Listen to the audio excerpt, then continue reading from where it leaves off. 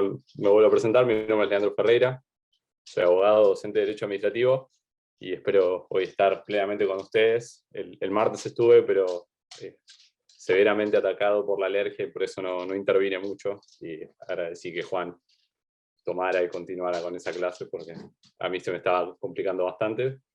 Ya estoy tomando otras cosas que espero que me conserven mejor durante las 2 horas de esta clase. Si les parece, voy a compartir pantalla con un PowerPoint. Tengo que tener acá. Y aprovecho para mencionar que vi que ya hubo intervenciones en el foro. Si les parece, igual, dado que es el foro de la semana 1, eso lo podemos ver la semana que viene, después de que intervengan a los demás y las demás. Y ya puedo adelantar que sí, coincido con varias de las apreciaciones que se hicieron por ahí. Bien. Ahí se debería ver, ¿verdad? ¿Todo bien? Sí, Okay. se ve, Leandro. Bien, sí, ahí vi que María Belén asintió, así que comenzamos. Hacemos primero a modo de introducción, si se quiere, también y de repaso de la clase pasada. Mencionamos cuáles son las fuentes regulatorias de nuestro ordenamiento jurídico y que a su vez nos van a servir para también abordar lo que referimos como intervención regulatoria estatal o bien como poder de policía. Por supuesto, la Constitución Nacional, tenemos también en el mismo rango constitucional desde 1994 algunos instrumentos internacionales de derechos humanos, otros instrumentos internacionales, y ahí aparecen después en otro escalón las leyes que sanciona el Congreso de la Nación y algunos decretos. Perdón. Desde 1994 también en el texto constitucional tenemos expresamente reconocidas las atribuciones del Ejecutivo para dictar decretos de necesidad de urgencia y para dictar reglamentos delegados. 2 instrumentos que van a contener normas de contenido, a su vez, y de contenido y jerarquía legislativa, y que si se quiere vienen a alterar circunstancialmente nuestro esquema básico de división de funciones en el cual el Poder Legislativo sanciona leyes, el Ejecutivo administra, las ejecuta y el Judicial resuelve en todo caso los conflictos que se susciten por las normas y su aplicación. Y otra vez, desde 1994 aparecen estas 2 formas. Yo llamo decretos legislativos, en rigor se los deberían referir como reglamentos delegados y reglamentos de necesidad de urgencia. Supongo que la mayoría de ustedes los conoce como ya sea decretos delegados o de necesidad de urgencia, y en pantalla también tienen sus respectivos fundamentos constitucionales. Supuestamente deberían llamarse reglamentos y no decretos, porque, bueno, seguramente ustedes también ya han escuchado que el decreto puede suponer un acto administrativo de alcance particular o bien general, y los reglamentos supondrían actos administrativos de alcance general con contenido normativo, es decir, estrictamente lo que serían los reglamentos delegados o DNU, cuando a su vez tienen contenido y jerarquía legislativa.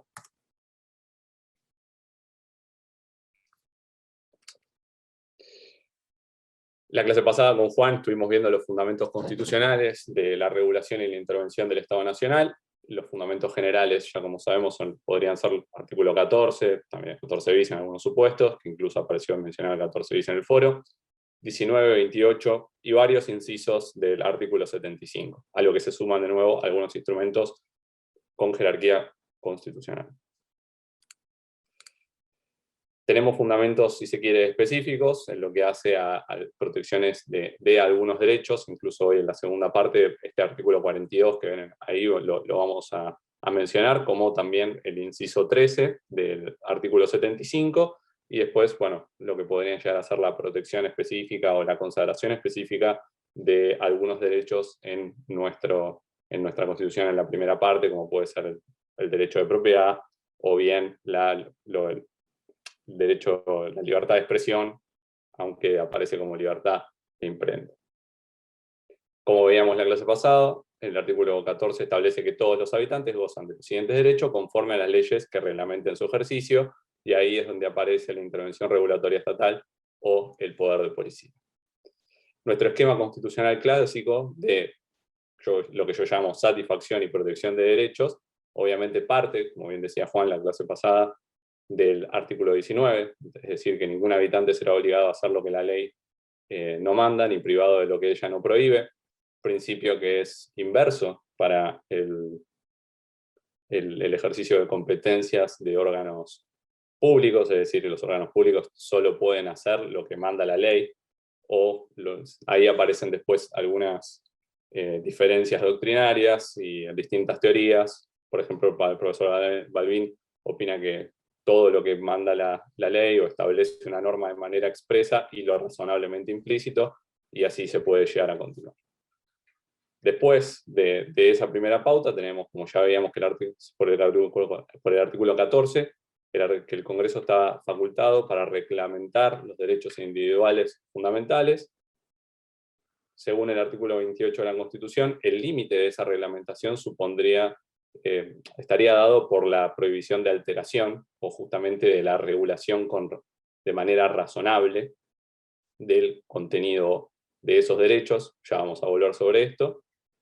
Y la Corte Suprema, en distintos precedentes, se ha abordado esto y se ha expresado de distinta manera. Y ahí yo pongo una frase entre tantas. La Corte Suprema, después de citar todas esas fuentes, esos principios, acota que todo ello no quita que los derechos se los pueda restringir de una manera para hacerlos compatibles con los derechos de los demás, y que los derechos no son absolutos, sino de alcance relativo. Después, si tienen alguna pregunta, por favor interrumpan, no tengo ningún problema, estoy acá. Si tienen alguna pregunta también. Asimismo, el artículo 75, inciso 22, tiene implicancias regulatorias para nuestro ámbito. Como sabemos, los instrumentos internacionales de jerarquía constitucional vendrían en parte a complementarse con la consagración de derechos de nuestra Constitución Nacional, pero también suponen una herramienta para amplificar esa protección, a la par que establecen algunos principios que van a afectar también, o van a determinar nuevos parámetros en lo que hace el derecho público argentino. Tenemos por un lado el principio de no discriminación, el principio de igualdad y por supuesto también el principio de progresividad, que en lo que hace a la regulación de derechos fundamentales asienta también una regla determinante. Yo ahí en la diapositiva tengo mencionado el caso de la reforma previsional, pues es muy interesante, ya que me refiero a la reforma previsional del año 2017, porque cuando fue sancionada esa reforma previsional, esa ley de reforma previsional, para mí es uno de los principales argumentos jurídicos, más allá de todas las diferencias políticas que podía suponer esto, decía que la ley podría ser inconstitucional en tanto se vulneraba el principio de progresividad en lo que hace al derecho a la seguridad social, consagrado, como tienen ahí bueno, en realidad creo que es en el artículo 8 del Pacto Internacional de Derechos Económicos, Sociales y Culturales.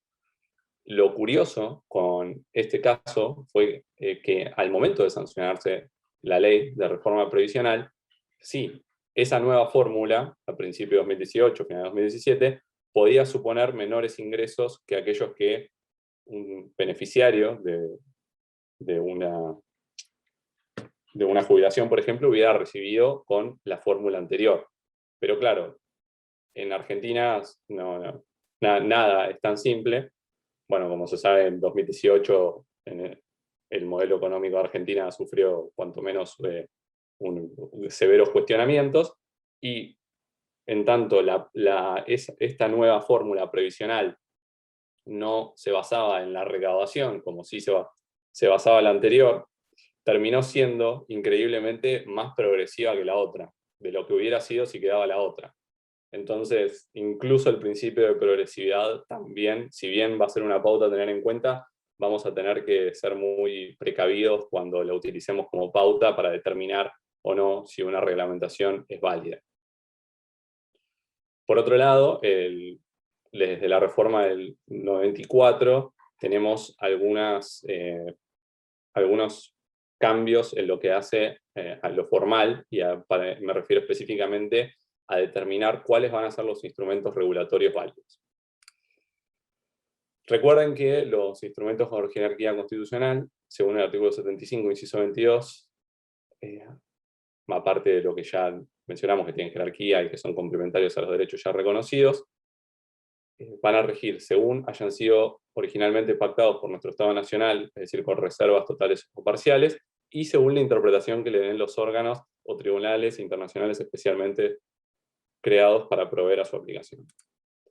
Antes de 1994, y en una opinión consultiva que no tuvo como parte a la República Argentina, la Corte Interamericana de Derechos Humanos expidió, en esa opinión consultiva 6 del año 86, respecto a qué debemos entender como leyes, ¿bien? Por la palabra leyes. Y ahí la Corte Interamericana opinó que las leyes, a las que se refiere el artículo 30 de la Convención Americana, son actos normativos enderezados al bien común, emanados por el Poder Legislativo democráticamente elegido y promulgados por el Poder Ejecutivo.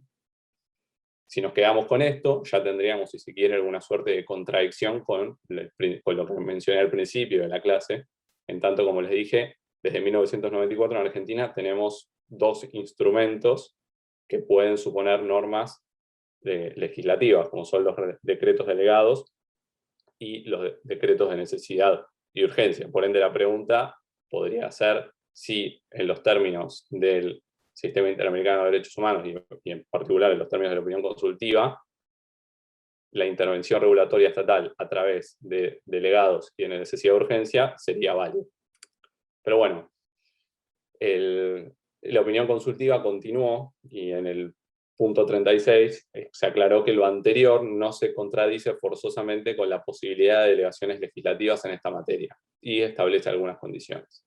Esas condiciones, creo, al menos opino yo, que se conjugan con lo que nosotros tenemos ahora en el artículo 76 y con lo que sería el régimen de delegación legislativa y decretos delegados. Es verdad que la Corte Interamericana no se expidió en particular sobre los decretos de necesidad de urgencia. Incluso al día de hoy hay algunos profesores de Derecho Constitucional que estiman que justamente como en la opinión consultiva 6 del 86 no se hizo referencia a los decretos de necesidad de urgencia, los decretos de necesidad de urgencia o la potestad para dictarlos podría ser inconvencional.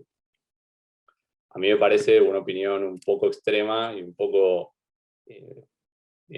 errada en cuanto a lo temporal, y a su vez faltaría algo clave que consistiría en que la Corte Interamericana se expida en particular sobre el régimen argentino.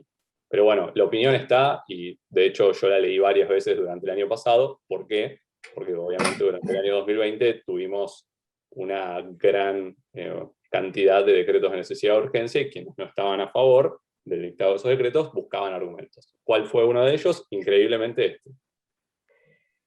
Bueno, sentí que se activó algún micrófono. Por favor, si alguien quiere hacer alguna anotación. Decime, Juan. Por favor, Juan. No, estaba esperando que termines la idea, digamos. Bueno, no, era esto, básicamente. Simplemente quería acotar porque es un tema, el de los DNU y la opinión consultiva, exactamente, en primer lugar, como lo estás planteando. Si la opinión consultiva no se refiere de manera expresa a nuestros decretos de necesidad de urgencia, digamos. Ahora, al margen de eso, sí, de manera general se refiere a cualquier norma, digamos, de alcance general que limite los derechos, ¿no? Limitativa de derechos, o restrictiva, que no sea emanada del órgano legislativo constitucionalmente previsto para aprobarlas. Es decir, si uno va a los considerandos generales de la opinión consultiva, nuestros DNU están en falsa escuadra en ese sentido, y no es el único caso. A ver, en las constituciones de los países que integran, digamos, el sistema interamericano hay muchos ejemplos. bajo distintos ropajes y nombres, decretos supremos en Perú, en su caso, qué sé yo. Es decir, en definitiva, lo único que deja a salvo la opinión consultiva son aquellos casos en que ese órgano constitucionalmente habilitado, es decir, el Congreso, establezca una autorización previa, digamos, al órgano administrador, es decir, a quien en principio no puede dictar esa norma, que sería el caso de nuestros reglamentos delegados. Claro. Es decir, y la justificación sería, a nivel convencional, de que en ese caso el Poder Legislativo, que es quien tiene la competencia y quien no se desprende de esa competencia, autoriza excepcionalmente a otro poder a ejercerla, y que por lo tanto va a ser controlable por. En el esquema de los DNU nuestros, yo diría que si, como vos dijiste, llevamos, digamos, el razonamiento al extremo, como instrumento formal no serían válidos convencionalmente en el caso de que restrinjan derechos. Es decir, porque podemos claramente identificar DNUs, digamos, que no lo hagan, aunque en general los DNU se utilizan para reemplazar al legislador justamente en normas que pueden ser o no de policía, pero que en definitiva restringen derechos, ¿no? Bien. Sí. A ver, por DNU se han creado universidades nacionales.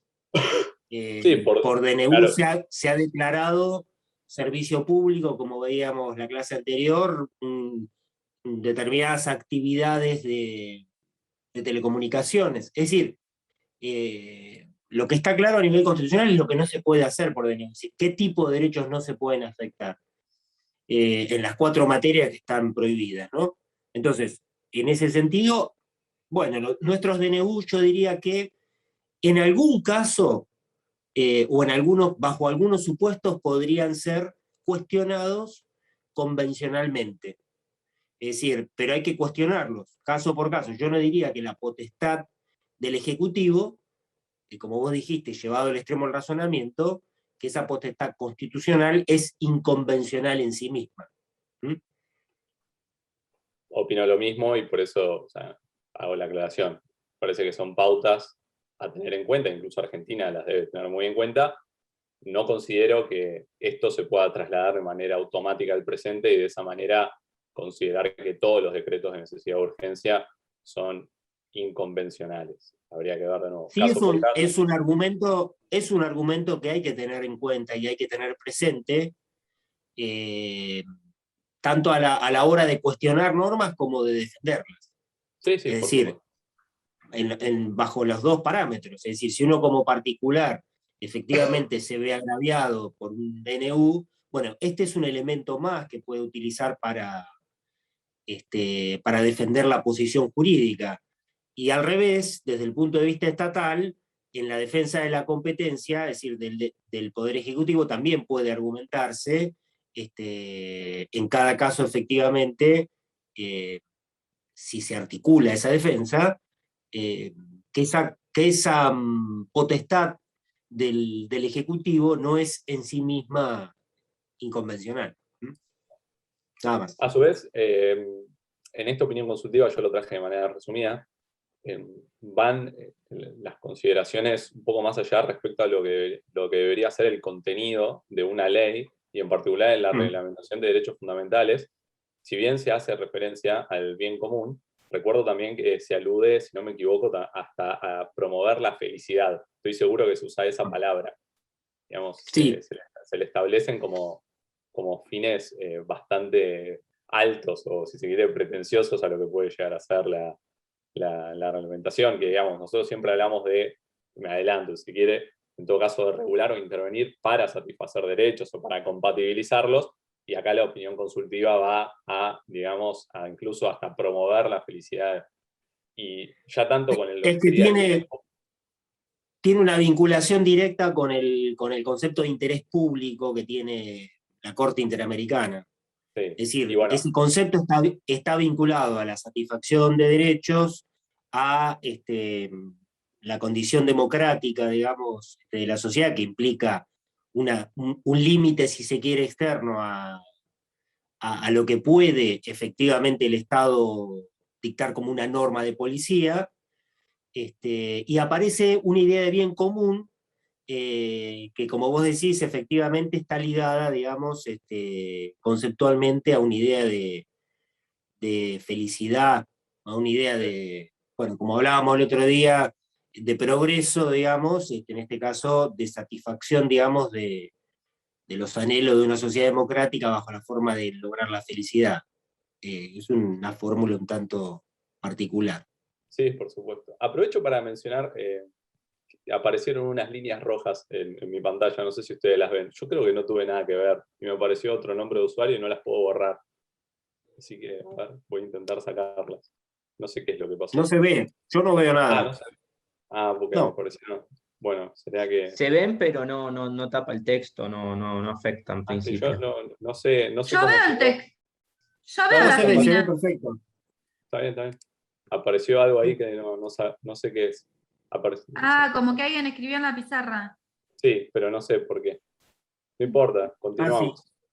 Bueno, Y bueno, un poco, a ver, siempre hago un poco la trampa, que es que nosotros hablamos un montón de disposiciones constitucionales, convencionales, y también en nuestra Constitución, y en 1853, si bien por otras cuestiones, tenemos en nuestro artículo 29 que el Congreso no le puede conceder al Ejecutivo facultades extraordinarias ni la suma del poder público. Entonces, a su vez, más allá de lo convencional, lo que también podemos preguntarnos en Argentina es hasta dónde debemos ir con la habilitación de ejercicio de potestades reglamentarias de contenido, si se quiere, legislativo, en cabeza del Ejecutivo.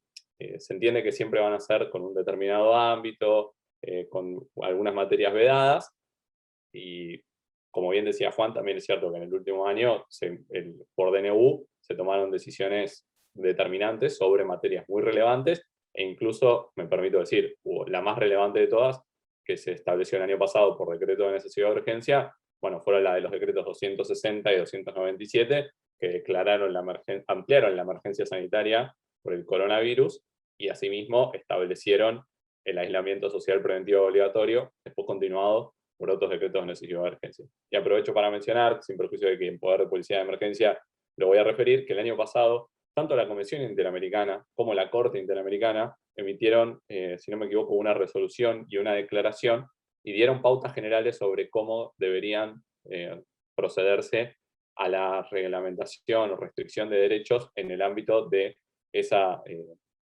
pandemia. Pero bueno, sobre eso volveremos la clase que viene, incluso si ustedes leen el artículo, si no me equivoco, es el artículo 22 del decreto 260, se estableció que las restricciones deberían apuntar al trato, a la dignidad, al respeto de la dignidad humana, y deberían ser lo menos restrictivas posible. Pero bueno, sobre la clase que viene, cuando veamos emergencia y pandemia en particular, volveremos. Bueno, ya sobre los reglamentos me expedí. Y Pareciera una pregunta con todo esto que estamos viendo.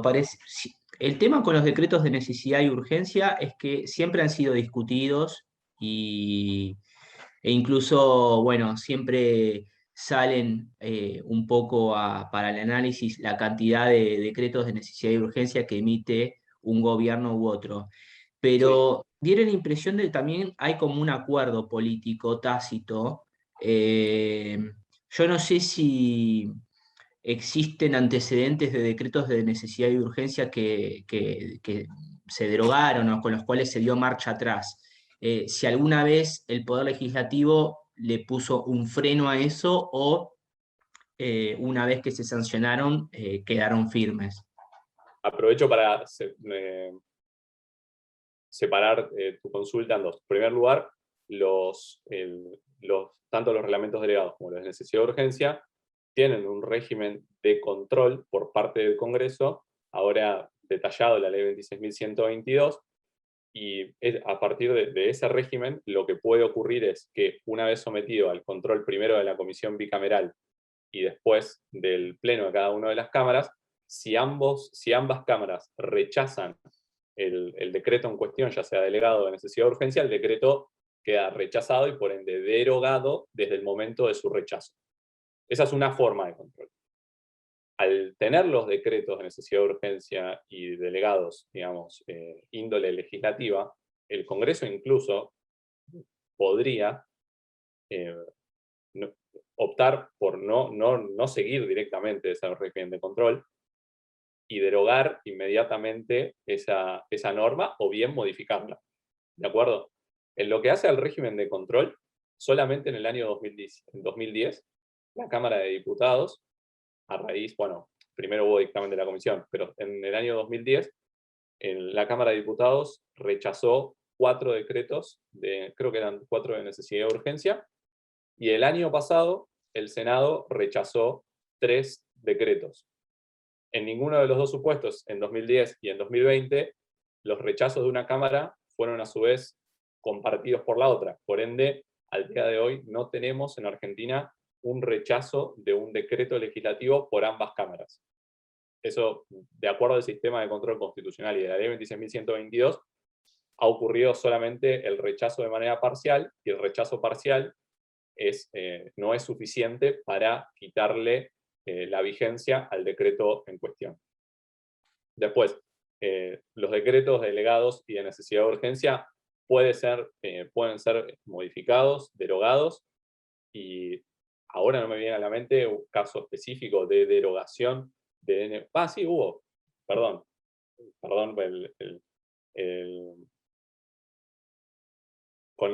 cuando asumió, en realidad, a ver, derogación, sí, cuando asumió el presidente Mauricio Macri, entre otras cosas por decreto de necesidad de urgencia, lo que hizo fue suspender la entrada en vigencia de la ley que establecía las pautas para la entrada en vigencia del nuevo Código Procesal Penal. Y a su vez, esto después, bueno, mereció muchos cuestionamientos, porque incluso había quienes decían que no se podía dictar un DNU sobre materia ni siquiera procesal penal. Pero bueno, tu pregunta es, o sea, por DNU se le quitó de alguna manera vigencia una ley, y después incluso hubo DNUs de Macri que fueron modificados por DNU de Alberto Fernández, y si me parece, si vamos así con otros gobiernos, podríamos encontrar ejemplos similares, solamente para citar algunos. E incluso lo que pasó durante el gobierno de Macri con reglamentos delegados, porque en el año 2018 se aumentaron los derechos de exportación, y como la delegación estaba en ese momento vencida, vedada, el Congreso de la Nación ese año tuvo que salir de alguna manera al rescate, y por un lado convalidar los decretos, lo que para mí no es posible, no se puede convalidar lo nulo, pero manifiestamente nulo, y le cedió nuevamente potestades reglamentarias sobre la materia al Poder Ejecutivo. Por cierto, este año bueno, hubo otra delegación en el medio, pero este año, a fin de año, vuelven a vencer las delegaciones en materia de derechos de exportación. Así que inevitablemente va a ser una discusión que se va a volver a tener en Argentina.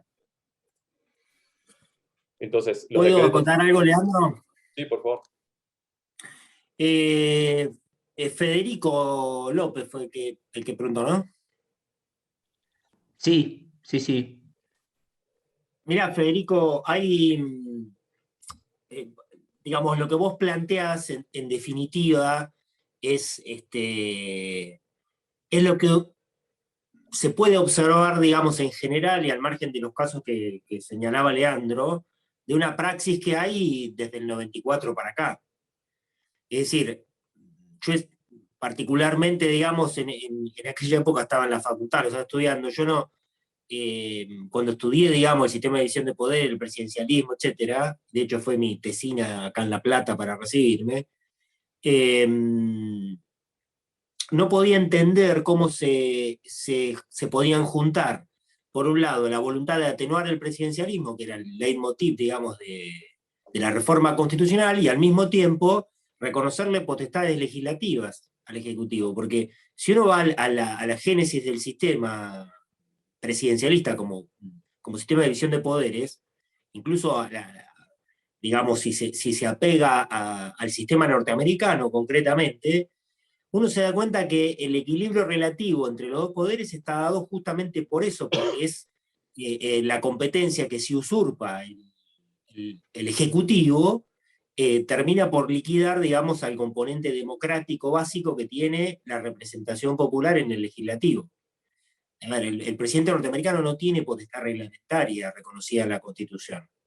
Es decir, la única potestad de tipo legislativa que tiene es poder vetar las leyes, vetar parcialmente las leyes, que es Claro, la por eso originalmente concebida. ¿Mm? yo, Entonces, yo no tiene la posibilidad tampoco no tiene iniciativa legislativa. Es decir, nuestro esquema constitucional original es fuertemente presidencialista por la cantidad de potestades de tipo legislativo que se le habían concedido al presidente. El presidente tiene iniciativa legislativa, el presidente puede vetar las leyes, las promulga, el presidente puede reglamentarlas. Ese era el esquema.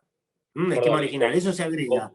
El presidente convoca prorrogar sesiones convoca ordinarias. las sesiones, perfecto, las prorroga, es decir, convocaciones extraordinarias, es decir, tiene una cantidad de elementos que lo colocan, digamos, en una posición de primacía relativa, digamos, en relación con el Congreso.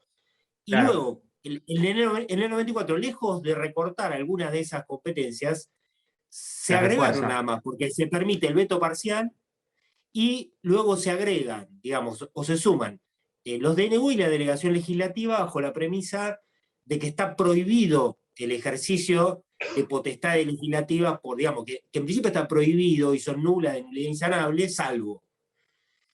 Y a eso se agrega, si se quiere, algo que se incluye en el 94, en el artículo 82, que es que se prohíbe la sanción ficta de las leyes. Es decir, algo que se discutió mucho cuando se estaba por sancionar lo que es hoy actualmente la ley 26122 que mencionaba Leandro. Es decir, si uno debiera ir estrictamente al esquema del 94, esa era la válvula como para cerrar la canilla de los DNU, digamos.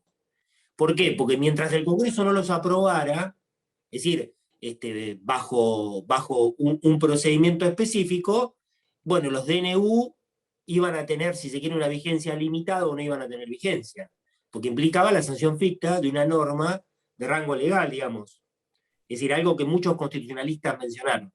La ley Claro, 26122 tiene un esquema diferente, es decir, hasta tanto no sean tratados y no sean derogado, como dice Leandro, bien, la praxis hace que esa sea una potestad ordinaria que tiene el Poder Ejecutivo, más que estrictamente excepcional, y que, como dijo la Corte desde el caso Rodríguez para acá, inmediatamente después de la reforma constitucional, ni el Congreso ni el Poder Judicial la pueden negar.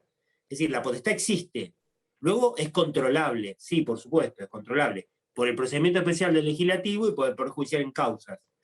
Pero Después, ya estamos hablando de otra cosa, estamos controlando lo que ya ocurrió y claro. depende de cómo, a ver, y Y esto depende de cómo se nota mucho lo que vos comentás, y por eso por ahí apuntaba mi pregunta, a que esta praxis ya está muy instaurada, incluso en la forma de pensar, sin ánimo de polemizar. Yo creo que escuché de un presidente decir, si esto no me gusta, lo veto, o si no lo aprueban en el Congreso, lo saco por decreto. Entonces, ya es algo instalado, ¿no?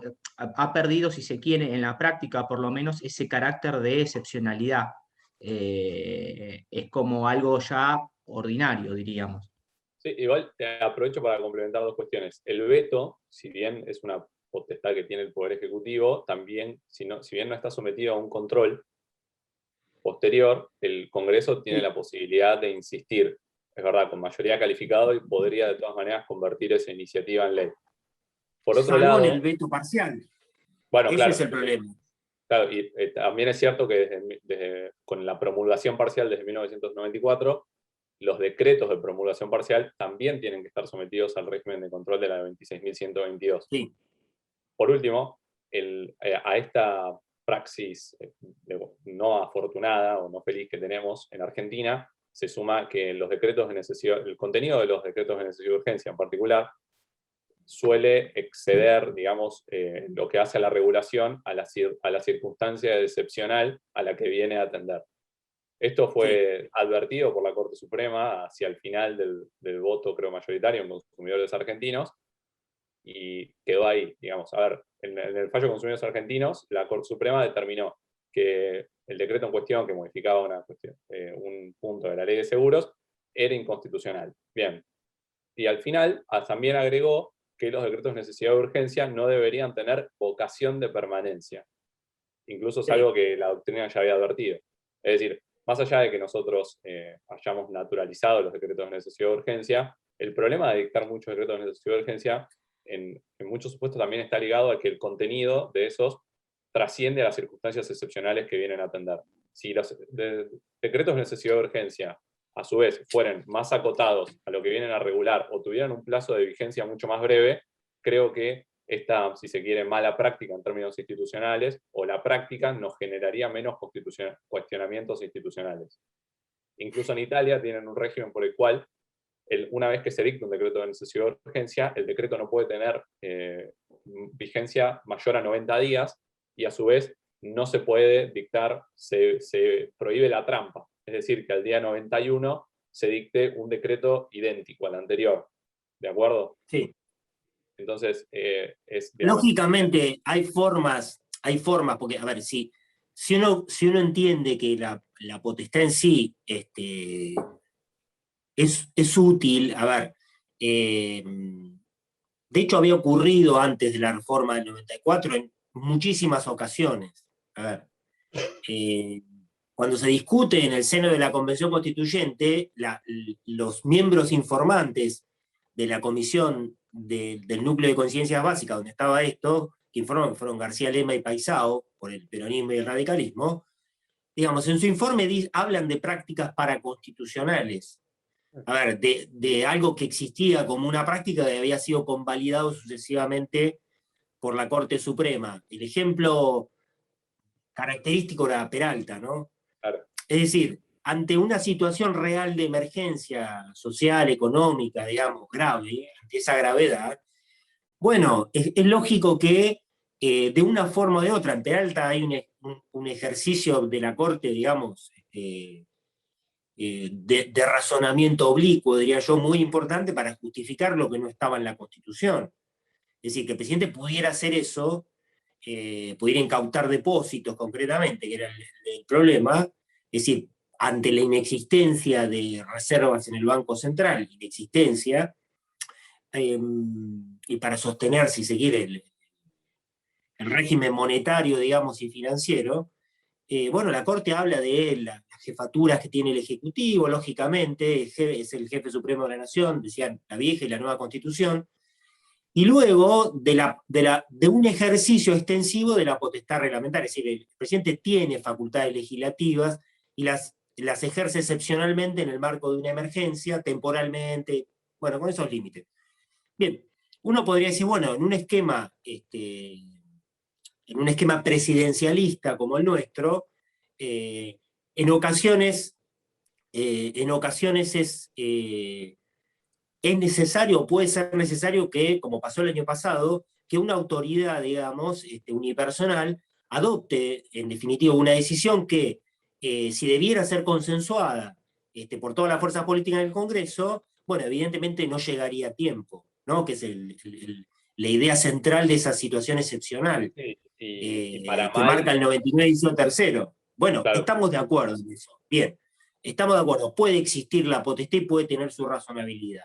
Luego, si se ejerce y se reglamenta, digamos, su control de esta manera, en realidad lo que estamos haciendo es borrando con el codo el principio general que escribimos al principio, es decir, que son insanablemente nulos, digamos, salvo, pero a ver, estamos efectivamente modificando no solamente la legitimidad de las, digamos, que sustenta las normas, sino incluso la praxis política, digamos, y la dinámica de relación entre el Congreso y el Ejecutivo, como porque yo recuerdo perfectamente también que sucesivos presidentes han dicho, bien, si no sale por ley, lo saco por DNU. Es decir, es una herramienta de política, digamos, concreta que tienen todos los presidentes. En fin, por supuesto es un tema delicado, es un tema central, diría yo, en Argentina, en materia de policía, en los últimos tiempos más que nunca, me parece. agrego dos cuestiones nomás. Incluso en el fallo Peralta, la Corte Suprema había llegado a decir que el tema había sido sometido a consideración del Congreso de la Nación y que el Congreso no se había expedido en contra. Bueno, hoy con el régimen de control eso no ocurriría. Lo que sí ocurre, y esto también voy, es que algunos decretos de necesidad de urgencia, cuando son sometidos al control judicial, ha ocurrido que los jueces se abstengan de controlar hasta tanto se haya expedido incluso la comisión bicameral. Esto, por ejemplo, pasó en el caso de hace unos años en el cual se cuestionó la constitucionalidad del decreto de necesidad de urgencia 70 de 2017, que modificaba el procedimiento migratorio. Eso por un lado, si se quiere. Por otro lado, pero bueno, sí, ocurrió, incluso, bueno, ya, perdón, y por cierto, ese decreto ya fue derogado, estoy casi seguro. Ahora me pierdo entre tantos decretos, pero creo que fue derogado por un decreto de Alberto Fernández. Por ende, creo que la causa que está en la Corte Suprema se volvió abstracta. Y con esto lo quiero decir, que incluso si contamos el control judicial desde el 94 hasta acá, en mi opinión, no fue, digamos, no vino a limitar de manera, digamos, con fuerza a los decretos de necesidad de urgencia. Incluso, o sea, si nosotros para determinar si un DNU es, digamos, procedente y vigente, en principio tendríamos que leer el 99, inciso 3 de la Constitución. Pero lo que hace todo el mundo, o la gran mayoría de personas en este país, es ir al considerando, creo que es el 9 de Berroqui, en el cual la Corte Suprema dijo, bueno, se pueden dar dos supuestos para el dictado de una necesidad, para un decreto, para un DNU. Uno, que el Congreso, dicho mal y pronto, que el Congreso, por circunstancias excepcionales, no se pueda reunir, y a su vez ejemplificó con que, por ejemplo, en el caso de desastre natural o acciones bélicas. Ese primer supuesto, hasta el año pasado, jamás había ocurrido. O creo que lo más cercano que estuvimos fueron cuando se suspendieron vuelos por las cenizas de un volcán y que algunos diputados no pudieron viajar. Fue lo más cerca que estuvimos. O sea, no ocurrió. Eso nada más ocurrió el año pasado y durante, si no me equivoco, 2 meses en los que el Congreso no sesionó de manera virtual. Claro, eso se acabó y se volvió a echar mano del segundo supuesto de Berroqui, que es alternativo en los términos del fallo de la Corte, o del voto de ese fallo. Y el segundo supuesto es el que nos dice que podemos estar ante las circunstancias excepcionales del 99, inciso 3, en la medida que la situación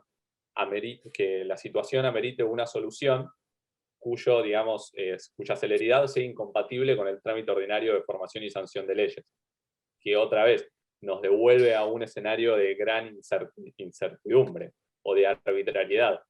Y si vamos a los fundamentos de los DNU que se dictaron del 95 para acá, van a ver que en la mayoría de los casos, y recién al final y de manera bastante liviana, se hace mención a que no se pueden seguir justamente los trámites ordinarios de formación y sanción de leyes, artículo 70 y siguientes de la Constitución, y que esta situación merece ser atendida con premura. Bien, es una forma de reconstruir lo que está en el 99, inciso 3, pero que no coincide perfectamente. Y que la Corte Suprema, de nuevo, lo dividió en dos y en uno de los supuestos encima ejemplificó, lo que tampoco parecería prudente como ejercicio de una facultad judicial. Pero entonces hoy, necesariamente el cuadro de los DNU se llena con lo que dijo la Corte en Berroqui, que es doctrina vigente, y que para mí es, de nuevo, si vamos a estos supuestos de Argentina que hacen a una praxis institucional no del todo saludable, también quiero agregar lo del Poder Judicial, porque si no parece que todo el problema es del Poder Ejecutivo, que hace ejercicio de la facultad, y del Congreso que no controla suficientemente, y también está el Poder Judicial que colaboró o no colaboró lo suficiente. Totalmente, y a propósito de lo que decís, fíjate cómo en materia de delegación legislativa, la Corte ha sido históricamente más estricta que en materia de necesidad de urgencia. Y doy un ejemplo, porque lo que vos marcabas de la vocación de permanencia de lo que es materia de DNU, es un problema serio, digamos, porque hace justamente a las materias que ingresan dentro del campo habitual de los DNU. A ver, por ejemplo, modificar por DNU un código procesal, cosa que ha ocurrido. O el régimen nacional de contrataciones, qué sé yo. A ver, Bueno, Este, el régimen nacional de contrataciones es un ejemplo sí, espectacular de esto, que es un reglamento reglamento de... delegado modificado sucesivamente por decreto de necesidad de urgencia. Pero iba esto. Así como la Corte dijo en Selcro, y de Selcro para acá, que en materia de delegación legislativa, no, la delegación en materia tributaria no podía ir por la prohibición que existe en el 99 inciso tercero. A ver, estoy simplificando el argumento, pero en definitiva es así. Es decir, de ninguna manera lo que no se puede por necesidad de urgencia, que sería el caso más extremo, podría ser materia de delegación legislativa. Es decir, de la emergencia de la que habla el 76. Incluso a mí me Porque causó si no el mucha... constituyente sería una contradicción, digamos, del constituyente. Yo lo mismo diría, al revés, que así como en la delegación legislativa uno de los requisitos es el plazo, es decir, que exista un plazo, a pesar, más allá de que la norma que se dicte no esté sujeta a ese plazo, hay una idea de plazo, eso tendría que ocurrir, de trasladarse a la inversa en materia de necesidad de urgencia. Es decir, las normas de los DNU tienen que tener vocación, una vocación limitada en el tiempo, ¿no? Y entonces, si van a modificar una norma permanente, tienen que tener, en cualquier caso, una motivación especial. Porque si no, en definitiva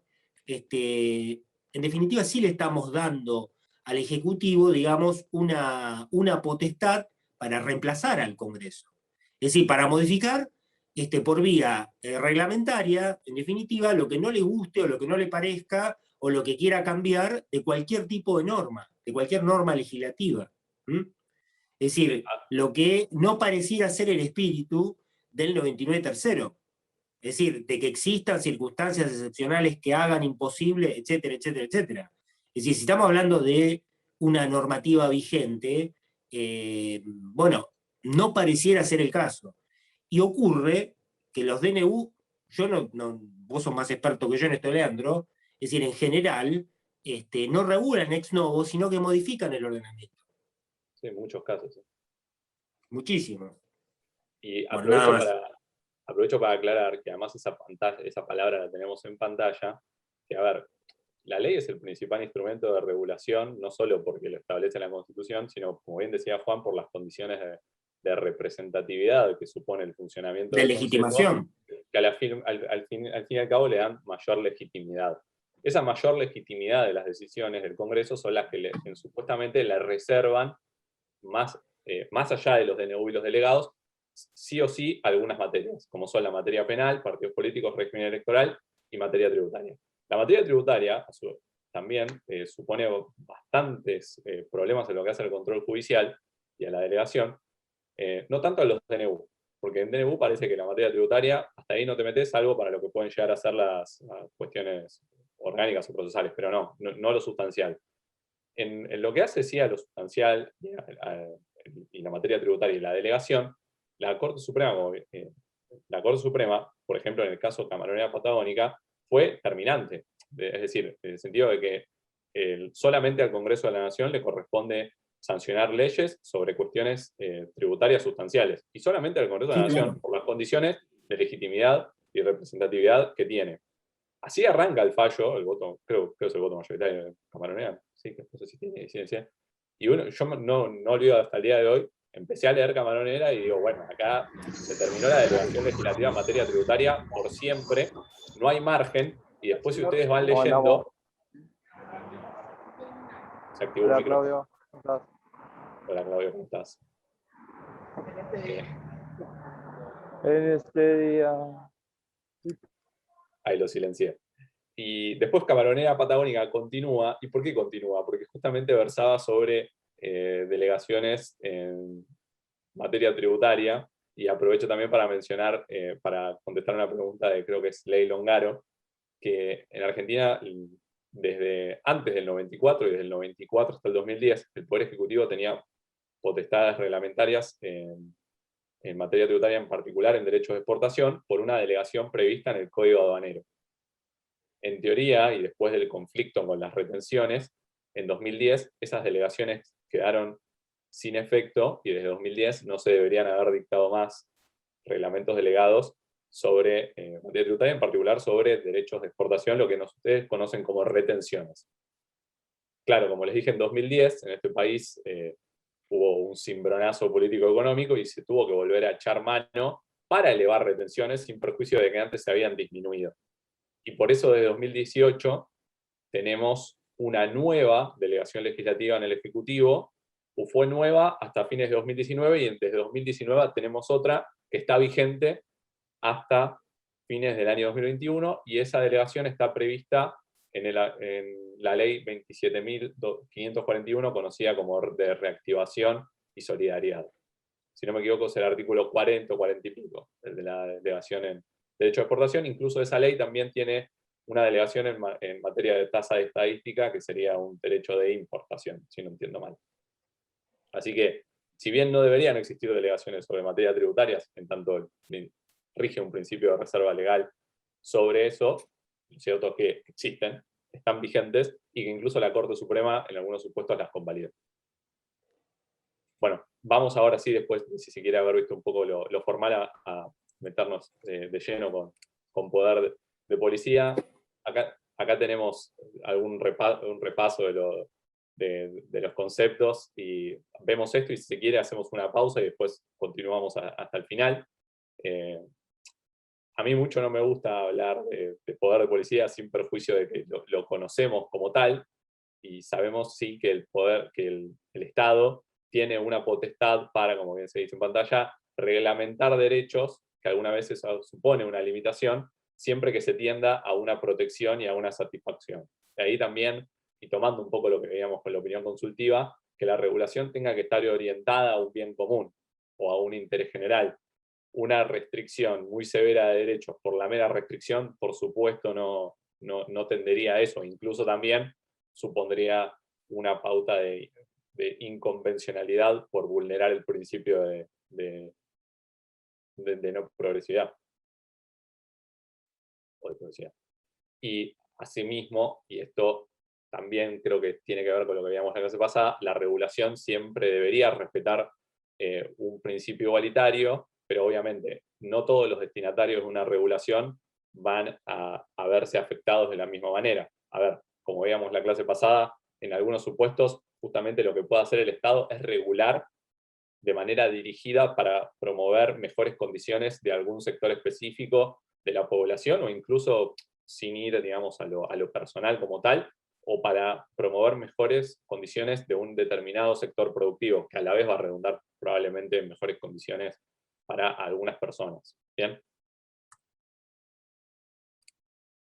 Y bueno, esto ya lo vieron con Juan, de dónde viene la palabra policía, poder de policía.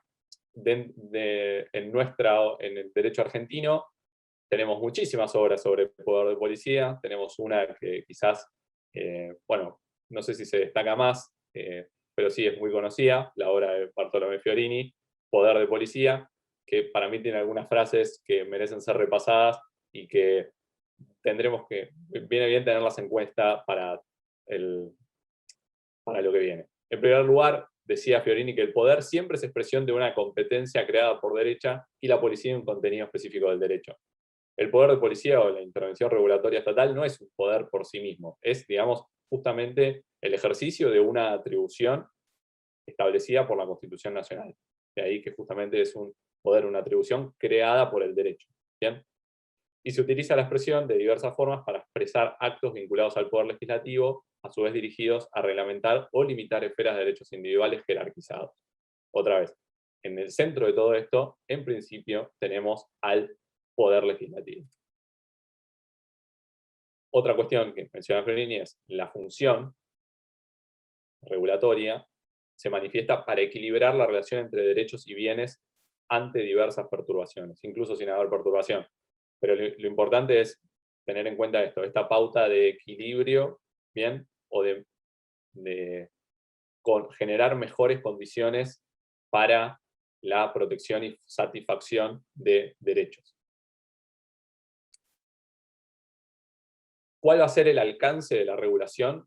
Eso en general, como veíamos también en la clase pasada, va a depender de cada modelo estatal y de cada diseño institucional y constitucional, desde ya, por un lado. Y por otro lado, desde ya, la regulación va a depender de los derechos involucrados. Por entonces, por un lado vamos a tener lo que son las funciones netamente, digamos, institucionales o orgánicas vinculadas a la regulación, y por otro lado, el contenido de esa función regulatoria que va a estar asociado a determinados derechos. Asimismo, y de nuevo, de acuerdo a nuestro cuadro contemporáneo de derechos, ya sabemos que no hablamos de derechos individuales como tales, e incluso también tenemos derechos colectivos. Por ende, de esas definiciones como las que veía antes, que hablaba solo de derechos individuales, también habría que actualizarlas y referir a la intervención estatal vinculada a derechos individuales o colectivos.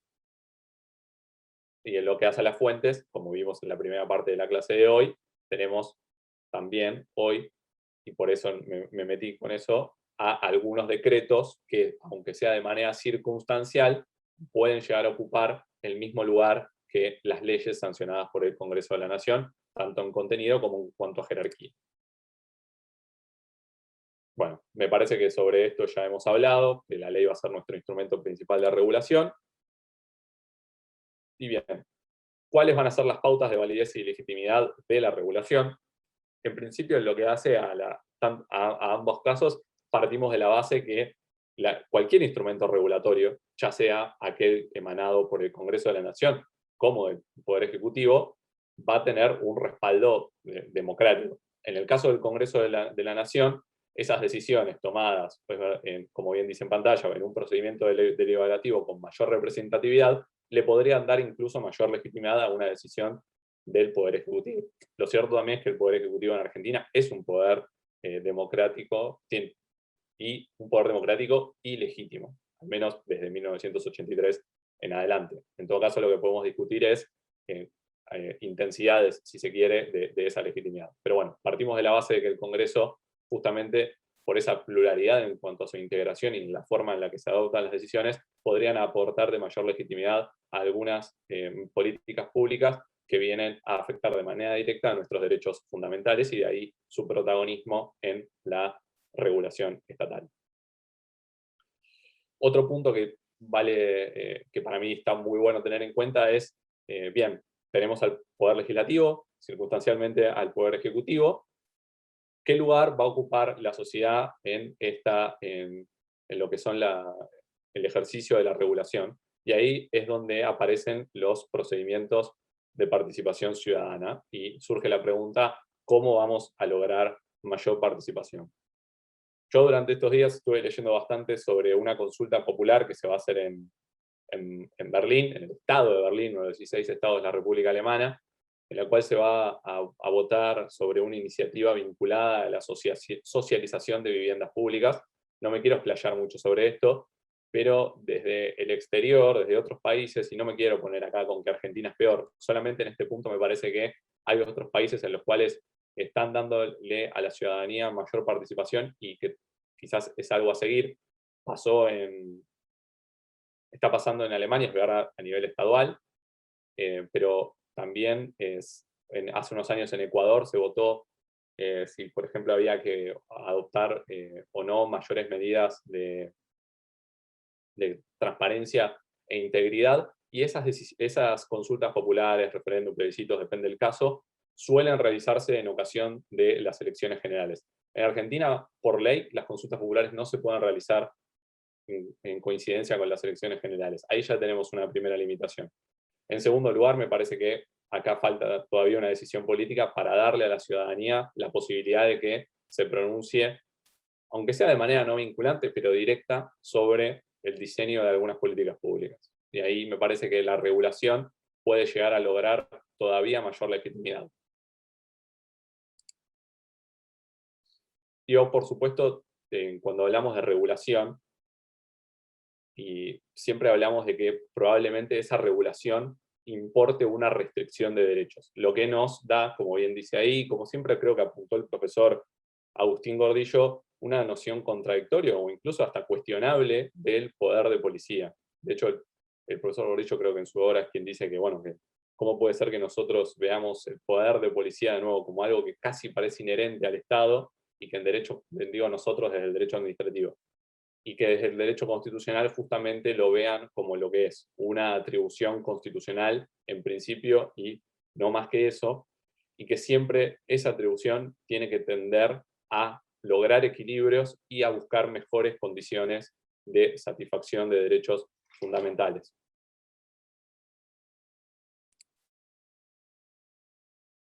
Asimismo, la regulación, si bien como especie es una especie de intervención estatal, el poder de policía como poder regulatorio, si lo quieren llamar así, en muchos casos se puede llegar a complementar con otros instrumentos de regulación, como veíamos la clase pasada, con los servicios públicos o el fomento. De hecho, un poco de eso se trata esta materia.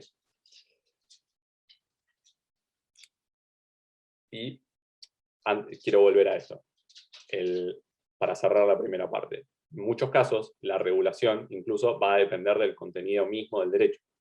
Sabemos, por ejemplo, que hay derechos que admiten una máxima intervención estatal, si se quiere, como puede ser el derecho de propiedad, porque ustedes supongo que conocen el caso de la expropiación, y hay algunos derechos que su contenido admiten mucha menor intervención, como puede ser el caso de la libertad de expresión, puesto que una mínima intervención puede suponer la alteración del contenido fundamental de ese derecho o libertad. Si les parece, y siendo las 11, bueno, sigo 3 minutos más, así lo redondeamos hasta ahí 10 y volvemos y 20. Y a todo esto también se agrega que al diseño constitucional e institucional le va, siempre va esto a depender de alguna concepción, si se quiere, política, ideológica, filosófica. Y acá vamos a tener que pensar exactamente, y más allá de cuáles son las atribuciones estatales, cuál va a ser el rol del Estado. Hoy incluso es un tema que está muy cuestionado en política. No quiero denostar, nada más quiero intentar describir. Hay algunos candidatos que al día de hoy consideran que el Estado debe volver a una versión mucho más mínima o restringida, ¿bien? Y consideran que el Estado interviene demasiado, ¿bien? E incluso que regula demasiado, ¿bien? También es cierto que esa idea de Estado mínimo, que nació, digamos, a fines, o se asentó a fines del siglo XVIII, y que era defendida por liberales, atendía también a que del otro lado, o la versión anterior del Estado, era un Estado no mínimo, pero totalitario, ¿bien? En el cual el diseño institucional tenía como protagonista a justamente un monarca con muchísimas más facultades. Hoy nuestro Estado no está justamente estructurado de esa manera y está basado en un esquema de división de funciones, por un lado, y por otro lado lo que ha ocurrido fue que se demostró que el Estado necesariamente tenía que asumir más funciones en cuanto, si se quiere, a lo cuantitativo, y que esas funciones debían sí tener un contenido específico para promover mejores condiciones de vida en algunos sectores de la población que, de no recibir justamente alguna atención estatal, verían sus condiciones de vida todavía más cuestionadas o afectadas. Entonces, esto es un debate que está totalmente en pie, pero obviamente el alcance de la regulación va a depender de eso, más allá de la consagración o no de las potestades en nuestro texto constitucional. Si les parece, son las, no sé, 11:09. Por mí hacemos una pausa de 5 minutos y volvemos para terminar con esta clase de hoy. Perfecto, Leandro. ¿A qué hora vos regresamos? 11:15, yo con 5 minutos estoy, ¿eh? ¿15? Perfecto. Sí. Dale.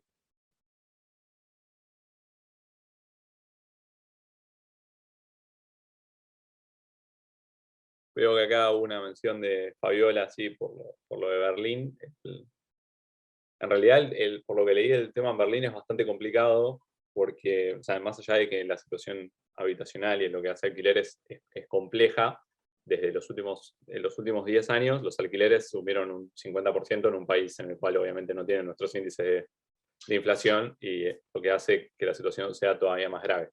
Pero este proyecto de socialización tiene como antecedente una ley berlinesa del año pasado por la cual se había establecido congelar alquileres y fijar topes. y esa ley fue declarada inconstitucional este año por el Tribunal Constitucional alemán, y a partir de eso volvieron a aumentar los alquileres y se le generaron deudas a muchos inquilinos, lo que generó todavía más malestar. Tal es así que a partir de ese malestar se está llevando adelante una consulta popular que va mucho más lejos, que propone socializar, que en virtud es una forma de expropiación de empresas inmobiliarias que tengan más de 3.000 departamentos cada una, que en particular serían 3. Hay una empresa en Berlín que tiene, al parecer, 116.000 departamentos, muchos de los cuales incluso están situados en Berlín Oriental, o en lo que era Berlín Oriental, y que habían sido construidas por el Estado, que después se tuvieron que privatizar. Ahí la situación es especialmente delicada y a su vez tiene sus propias particularidades. En Argentina incluso atravesamos un proceso de incertidumbre y hasta negativo por la vigencia de la actual ley de alquileres, como se la llama, o de locaciones urbanas, y que todavía está bastante abierto y que no se sabe hasta dónde va a llegar, pero que a su vez son todos ejemplos de regulación e intervención estatal. Si vamos a lo que es el poder de policía de emergencia, que es lo que veríamos en la clase que viene, van a ver que él se suele abordar como primer caso, ¿no?, del poder de policía de emergencia, el de la Corte Suprema, que llevaba, digamos, como parte a Ercolano, y era un caso justamente de hace casi 100 años sobre congelamiento de alquileres. Así que el tema sigue, por supuesto, muy en boga. Voy a volver a compartir pantalla.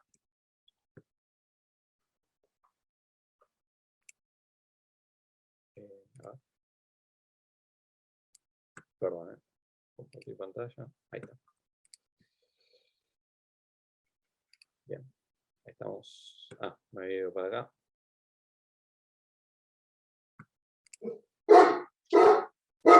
Perdón. Tengo un perro manifestándose. Mis disculpas, ¿eh?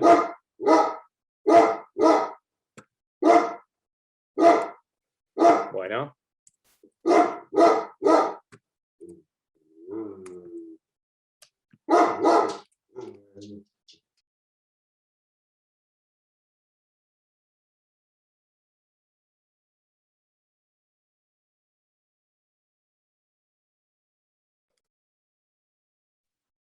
Espero que sus necesidades hayan quedado satisfechas. Las del perro me refiero.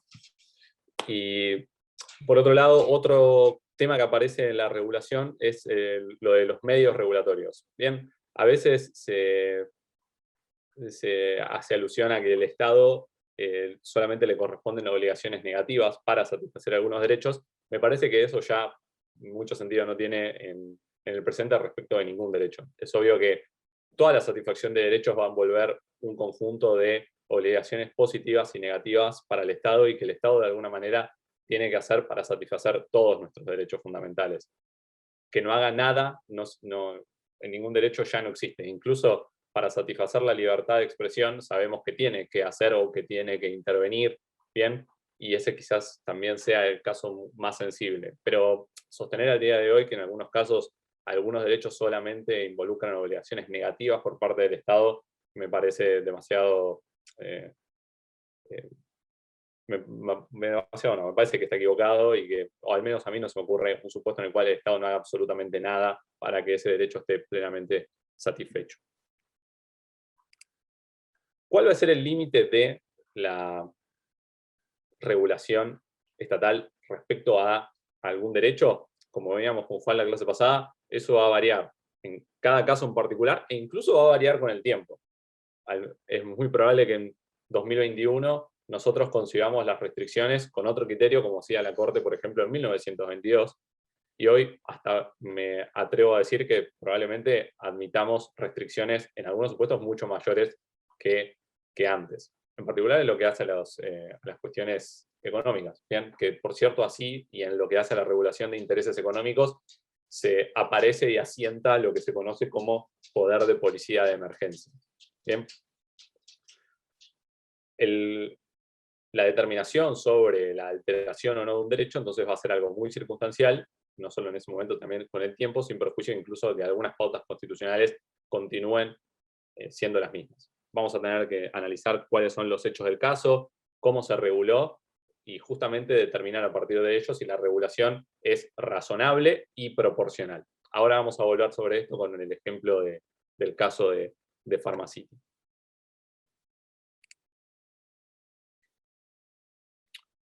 Bueno, volviendo a la Corte Interamericana, este año la Corte Interamericana dictó la opinión consultiva 28 sobre la reelección indefinida en Colombia. Pero para mí, la opinión consultiva esta fue mucho más allá del caso colombiano, les sugiero que la lean, y si bien versa de nuevo sobre la reelección indefinida, al fin y al cabo lo que hace la Corte Suprema es meterse sobre la regulación de algunos derechos, por ejemplo, de la regulación de los derechos sobre la participación política. Y ahí tienen en pantalla lo que pronunció este año la Corte Interamericana. Este tribunal ha establecido en su jurisprudencia que un derecho puede ser restringido por los estados siempre que las injerencias no sean abusivas o arbitrarias. Por ello deben estar previstas en ley, en sentido formal y material, perseguir un fin legítimo y cumplir con los requisitos de idoneidad, necesidad y proporcionalidad. Las tres cosas, es decir, las medidas regulatorias deben ser idóneas, es decir, sus contenidos y medios deben justamente hacer posible la concreción de esos objetivos y fines, deben ser necesarias y deben ser los medios proporcionales a los fines que se buscan atender. Las tres cosas. Si bien esas son las palabras que usa la Corte Interamericana, vamos a ver que son también bastante similares a las que usa la jurisprudencia en Argentina. En lo que hace a las etapas del poder de policía en Argentina, se suelen, digamos, utilizar dos etapas de lo que sería el poder de policía clásico, basado en seguridad, salubridad o moralidad pública, que a su vez tiene como primeros antecedentes, o mejor dicho, como antecedentes más relevantes a Saladeristas y Plaza de Toros. Después tenemos una segunda etapa de lo que es el inicio del poder de policía de emergencia, con justamente la regulación de los intereses económicos. Y ahí aparece en el fallo Arcolano, Abico, e incluso, si se quiere, para cerrar esta etapa o para abrir una más, Cine Callao, con lo que tiene justamente que ver con el fundamento del poder de policía en lo que sería la cláusula de progreso y restringir para favorecer los derechos de otro sector de la población, que eso en Cine Callao se ve perfectamente. Y incluso como otra subespecie de la emergencia tenemos en el último tiempo, es decir, de 90 para acá, por ahí, los fallos Viduela, Cuello y Peralta, en los cuales ni siquiera se hacía alusión a los intereses económicos de algún sector de la sociedad, sino justamente a la necesidad de adoptar medidas regulatorias para asegurar la subsistencia misma del Estado, y se dice, palabras más, palabras menos, que de otra manera el resto del contenido, que el contenido del resto de los derechos incluso estaría en juego. ¿Bien?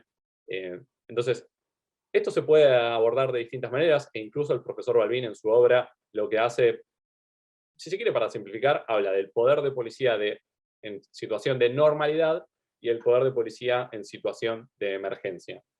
Quizás, y con todo el tiempo que pasó, sea una aproximación más leve, más acertada, e incluso puede llegar a ser más acertada en lo que hace al alcance del poder de policía o de la regulación en la situación de emergencia, que es lo que veremos la clase pasada.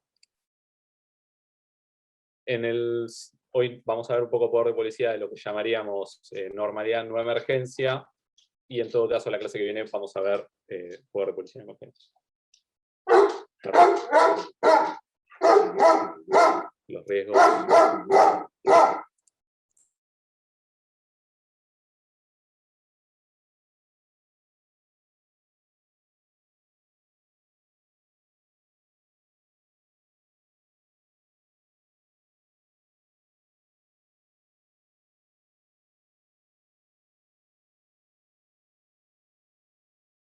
Estamos aquí con el perro intentando salvar diferencias irreconciliables, las vamos a conciliar. Y en el siglo XIX, entonces tenemos fallos que habilitaron, reconocieron el poder de policía como tal, y el título por el cual se concedía esa habilitación era por lo que se llamaba razones de seguridad, salubridad y moralidad. Que ustedes eso lo van a ver en los fallos Saladeristas y Plaza de Toros, ¿Cuáles son las frases que más nos quedan de esos fallos? Básicamente esos son los fallos que reconocen que los derechos están sometidos a las leyes que reglamentan su ejercicio. Y por esos derechos nos referíamos en particular a lo que sería la libertad de ejercer una industria lícita, que era lo que estaba en juego en particular en el fallo Saladeristas o Plaza de Toros. Y de ahí que, bueno, en situaciones de normalidad y por razones de seguridad, salubridad, moralidad, o es decir, para promover un interés común o un bien común, se habilitaba las restricciones de los derechos o libertades fundamentales de algunas personas. ¿De acuerdo?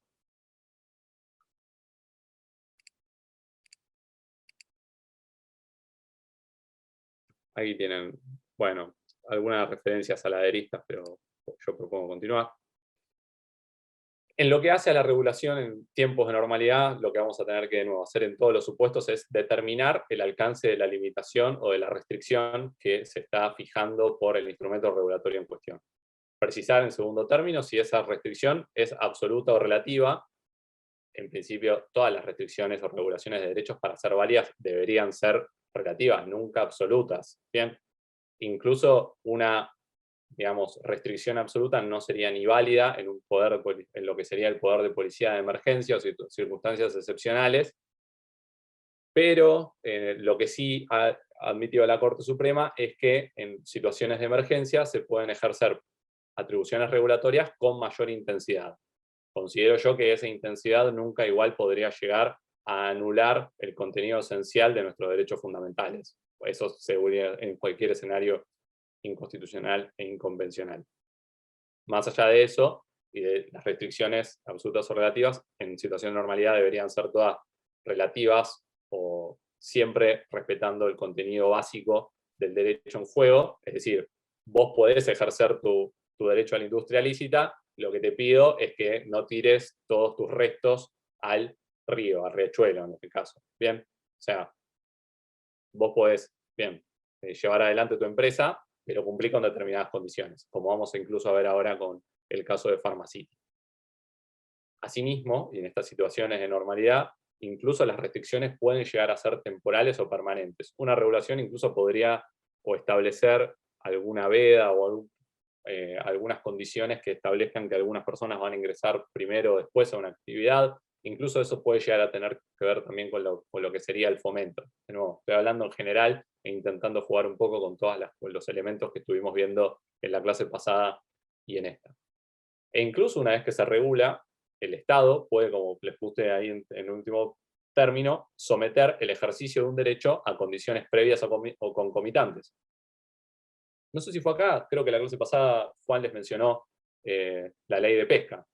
Creo que fue acá, perdón, ya estoy en varias clases. Y bueno, por ejemplo, sí, hay actividades en las cuales si vos no lográs un permiso o licencia, después podríamos, o habilitación, la palabra, o autorización, vemos después cuál es la palabra, lograr que el Estado te dé alguna habilitación, no podés ejercer una determinada actividad sin perjuicio de que la actividad sea válida y lícita. ¿De acuerdo? En todos los supuestos, ¿cuáles van a ser las bases de nuestra regulación? La regulación debería ser lo más específica posible, debería estar realizada por ley, lo cual ya hemos abordado. Y acá lo que refiero es, no son válidos los títulos de habilitación vagos. Es decir, esto de venir y decir, vengo a regular por razones de salubridad, moralidad, sería insuficiente. En todo caso, lo que habría que justificar es que una determinada regulación o restricción viene a asegurar mejores condiciones de ejercicio de otros derechos y cómo se lo va a hacer. De ahí la justificación y no quedarse en una mera palabra o en un título. Bien. El fin estatal, en todo supuesto, debe ser el reconocimiento de otros derechos y el goce razonable de los derechos de todos. Bien, ahí de nuevo vamos a tener que ver las intensidades de las regulaciones y cómo afecta según los distintos destinatarios. Las restricciones y el fin deben ser proporcionales y en todos los supuestos se debe respetar el contenido básico de esos derechos regulados,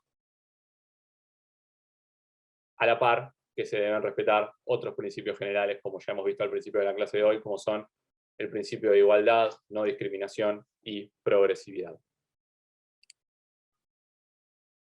Que las técnicas regulatorias típicas involucran algunos herramientas, por llamarlas de alguna manera. Me aludí recién al primero, autorizaciones, permisos, licencias.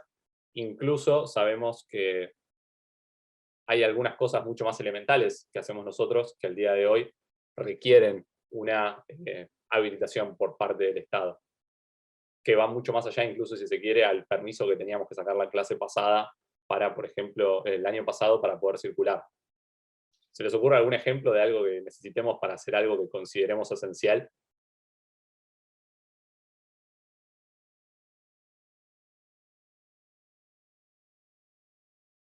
¿Alguien maneja acá? No solo en este país no puede manejar cualquier persona, puesto que necesita una licencia para conducir, incluso cuando vos te subís a un auto, ese auto debe cumplir con un montón de condiciones. Tenés que pagar la patente, tenés que pagar el seguro, tenés que estar sometido a una verificación técnica vehicular. Por eso lo que voy es, incluso en algo tan mundano y simple como andar en auto, nosotros tenemos que cumplir un montón de condiciones para ejercer el derecho a la circulación de esa manera. ¿Bien? E incluso en situaciones de normalidad, muchos derechos están sometidos, por ejemplo, a la realización de inspecciones, más que nada por esto es lo que tiene que ver con todas las actividades productivas o comerciales. Vos podés hacer tu actividad productiva o comercial, sí, desarrollarla lo que quieras, lo que no quita que el Estado de alguna manera vaya a fiscalizar tu actividad. E incluso en los últimos tiempos tenemos, por un lado, que para hacer determinadas actividades quizás te tenés que anotar en un registro sin necesitar una habilitación o no. Y en los últimos tiempos también tenemos esto de los precios máximos, incluso sin que llegue a ser poder de policía de emergencia, pero eso también me parece que queda involucrado con una situación particular argentina, en la cual el control de precios ya dejó la situación de anormalidad o de excepcionalidad y que se ha quedado en nuestra normalidad, que es una normalidad con unos números de inflación muy altos. Entonces, quizás esto no debería estar en lo que sería el poder de policía de normalidad, pero la coyuntura argentina lo terminó adoptando de esa manera. Y por lo general, muchos de estos instrumentos regulatorios, creo que también se mencionó la clase pasada, conllevan que la infracción a ese régimen pueda merecer una sanción. Y con esto no me refiero a lo que sería la faz delictiva, ¿no? Me refiero directamente a lo que tiene que ver con las sanciones administrativas, ¿bien? Y por esto se me viene también la suspensión para hacer determinada cuestión o realizar una determinada actividad, o bien que te sancionen con una multa, digamos. Con esto me quiero quedar en lo que serían las faltas e infracciones administrativas sin llegar al tema delictivo. Asimismo, sí sabemos que de acuerdo a las últimas decisiones jurisprudenciales, me refiero a los ISER y Cristalux, pero también a Mubiel, que ya tiene más de 60 años, todas las sanciones, digamos, todas las cuestiones que tienen que ver con sanciones delictivas, es decir, todo lo que es delitos, tiene que estar necesariamente regulado por ley del Congreso de la Nación. Ya sabemos que por DNU no se puede hacer, por una analogía sabemos que por delegados tampoco, pero esto incluso va más allá, y en lo que tiene que ver con infracciones administrativas, es muy posible al día de hoy sostener que la definición de los tipos infraccionales también debe realizarse a través de una ley, después vemos del Congreso si una ley local, ¿bien? Y que el poder, digamos, o la administración local no podría crear las mismas faltas que después va a aplicar. Es decir, que la creación de esas faltas siempre tiene que estar en cabeza del Poder Legislativo. De ahí que hablemos también de hoy de un principio de reserva legal en materia de lo que podríamos llamar derecho administrativo sancionado.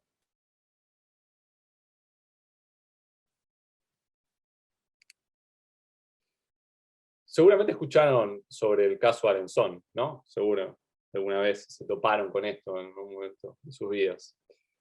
Con Arenzón pasaba que no, a Arenzón, que medía 1,48 m, no lo dejaban estudiar en el profesorado de matemática, como decía ahí, porque había una reglamentación que imponía un mínimo de 1,60 m.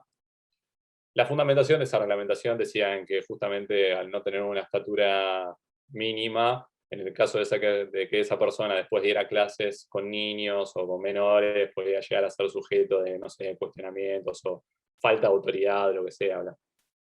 La Corte Suprema entendió que esa reglamentación justamente era arbitraria, como tienen ahí en pantalla, los derechos de enseñar y aprender, y consagrados en el artículo 14, y que conculcaba, por otro lado, las garantías consagradas en los artículos 16, 19 y 28, y que por ende todas las limitaciones que se establecen a los derechos fundamentales deberían ser equitativas y razonables. Esta no lo era. A mí siempre de este fallo lo que me gusta es el voto de Petracchi, en el cual hizo dos menciones para mí muy buenas, en el cual en la primera hace alusión a que justamente el profesorado donde quería ingresar Arenzón llevaba como nombre Joaquín B. González, quien era un constitucionalista, y Petracchi se ocupó de aclarar que no era famoso especialmente por el alto de sus huesos, y después para rematar su fallo nos regaló para mí una de las frases más lindas que nos dio la jurisprudencia en Argentina, que es que nadie es más alto que la Constitución. Y haciendo un juego obviamente también con el caso o las circunstancias del caso. Por eso me parece una frase extraordinaria y que dudo que sea superada en jurisprudencia. Hubo una parte también bastante, que me gustó bastante en el voto de, creo que fue Zaffaroni y Enrizo, con el tema del navío que navegaba, pero esta sin dudas es muy buena. Y acá terminaría lo que es esta parte de la clase. Voy a sacar pantalla, dejo de compartir pantalla, ahora nueva función. ¿Cómo dejo de compartir pantalla? Acá está.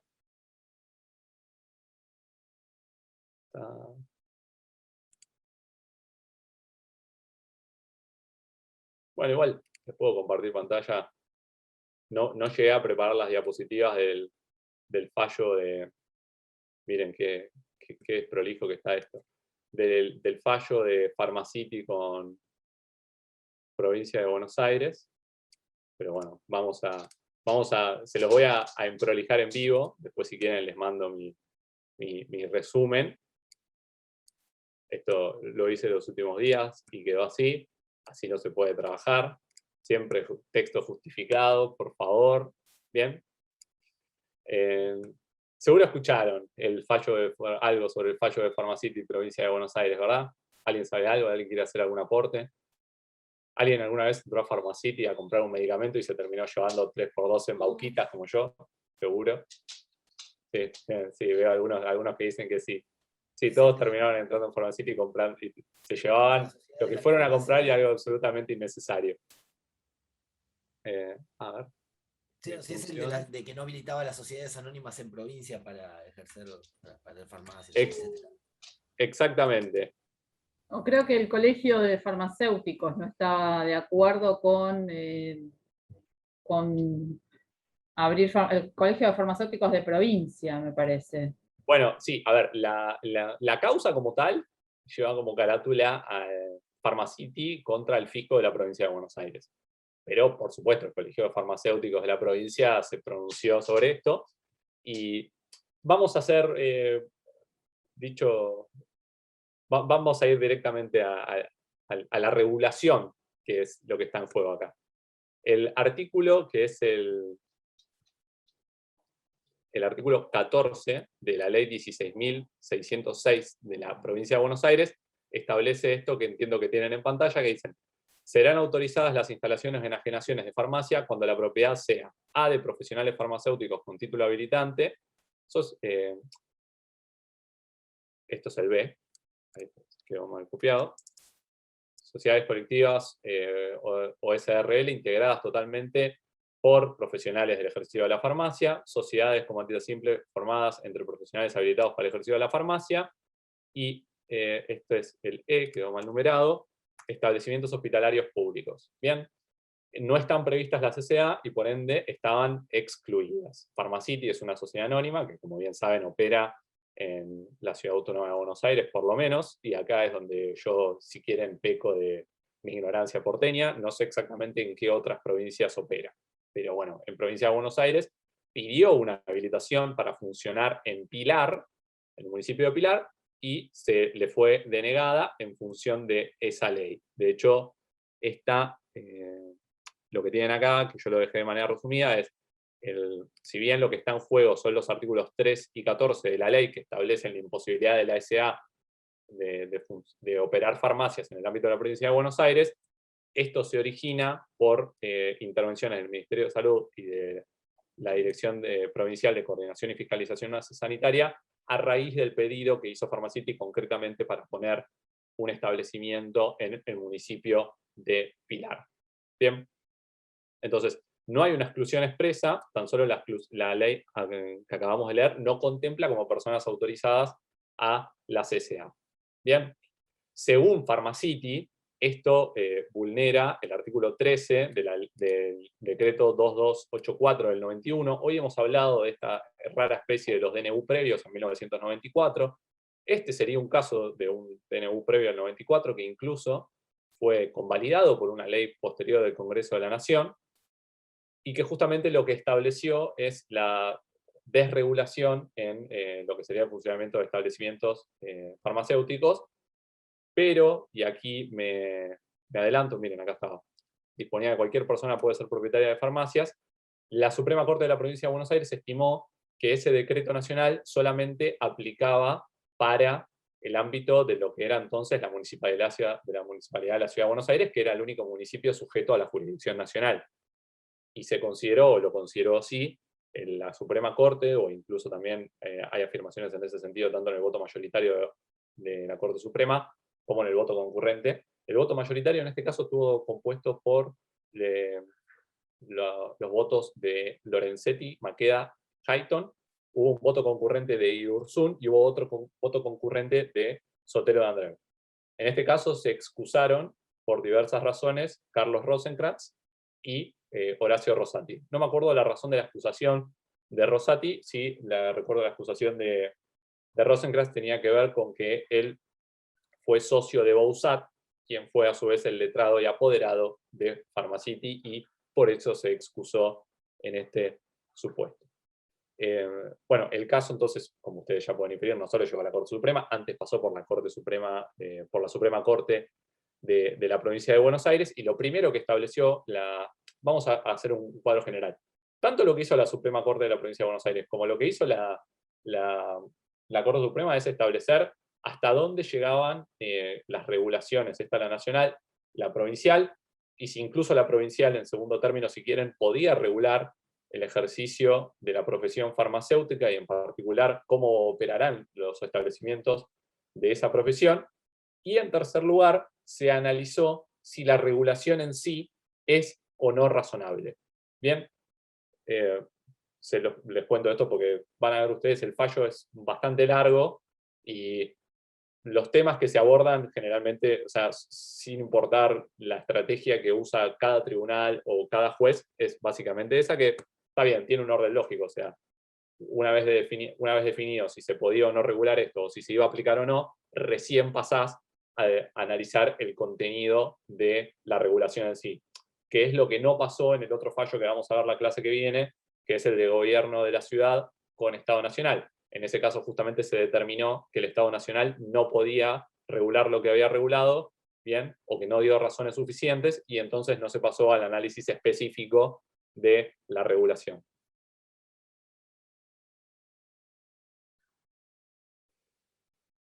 Bueno, como ustedes, de nuevo, bueno, algo saben, pero les cuento que para la Suprema Corte de la Provincia de Buenos Aires, esa desregulación nacional o regulación nacional que permitía o habilitaba el ejercicio de funcionamiento de farmacias para cualquier persona no aplicaba en la provincia de Buenos Aires, por un lado. En segundo lugar, se aclaraba que la ley 16.606 regula la profesión de farmacéutica y que cada uno de los poderes, cada una de las provincias y la Ciudad Autónoma de Buenos Aires tienen como potestad regulatoria en su ámbito establecer las condiciones para el ejercicio profesional. Acá de nuevo yo capaz se complica un poco con el tema de la regulación nacional y local, pero esto lo vieron un poco con Juan la clase pasada. Hay algunas cuestiones que son reguladas solamente por el Estado nacional y en el ámbito nacional, otras solamente en el ámbito provincial, y acá estamos en el caso en el cual, en principio, algunas cuestiones se regulan en el ámbito nacional y otras en el ámbito provincial. De ahí también que este fallo, y si se quiere, sea un tanto complejo. De hecho, la Corte Suprema en su voto mayoritario lo que se ocupa de aclarar es que las potestades regulatorias en lo que hace a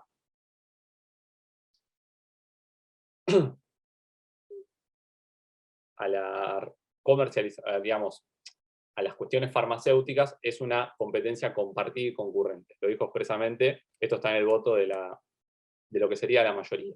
¿Bien? En segundo término, bueno, tenemos nosotros que, ya saben, intervino la Suprema Corte de la Provincia de Buenos Aires, estableció que, de nuevo, esa limitación no se aplicaba a la Provincia de Buenos Aires, que la Provincia de Buenos Aires podía regular esto, y que la regulación era razonable porque la exclusión de la CCA tendía justamente a garantizar las condiciones de salubridad local. Bien, que es una decisión de los poderes locales y que se adoptó de esa manera y que a su vez no afectaba el principio de igualdad. La Procuradora Fiscal ante la Corte Suprema consideró en su dictamen que el artículo 14 de la ley 16.606, que excluye a la CCA, es inconstitucional porque estaría sobrepasando las potestades regulatorias que tiene el Estado Nacional sobre las condiciones de titularidad y que hacen básicamente a la capacidad de las personas y a la posibilidad de ejercer algunos derechos. Potestades que sí tendría reservadas para sí mismo el Congreso de la Nación en función del artículo 75, inciso 2. Pero bueno, siguiendo con el esquema regulatorio, también sabemos que algunas cuestiones de la industria farmacéutica están reguladas a nivel nacional, ley 17.565, que un aspecto de esa industria se modificó en el ámbito nacional por el decreto del 91, pero como bien decíamos antes, se entiende, o así había entendido la Suprema Corte, que esa regulación no tenía efectos en el ámbito provincial. Bien. El voto mayoritario establece algunas cuestiones que vimos la clase pasada. En principio, los poderes provinciales regulatorios son originarios e indefinidos, y los nacionales son delegados o indefinidos. Lo que tendríamos que definir establecer dónde queda este tema del funcionamiento de establecimientos farmacéuticos, en qué ámbito y con qué alcance se puede regular. Se cita jurisprudencia, esto es muy parecido a lo que veníamos viendo antes.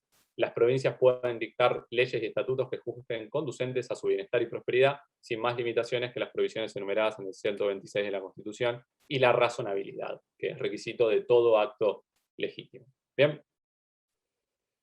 El voto mayoritario de la Corte establece 3 supuestos para la invalidación de una norma provincial en estos supuestos, que serían como supuestos generales. Es decir, en primer lugar, una norma provincial puede ser inválida en tanto la potestad regulatoria sea del Congreso, que esté establecida de otra manera la prohibición de regulación local, o bien que exista una incompatibilidad entre la norma local y la nacional.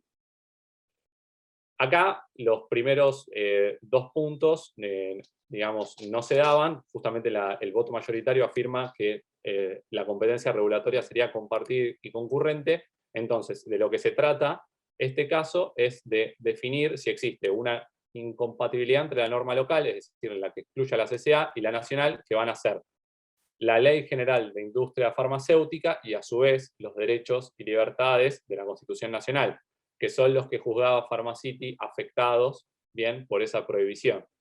Pharmacity consideraba que se vulneraba su libertad a ejercer comercio e industria lícita, se vulneraba el principio de igualdad, que la regulación era irrazonable, y entre otras cosas.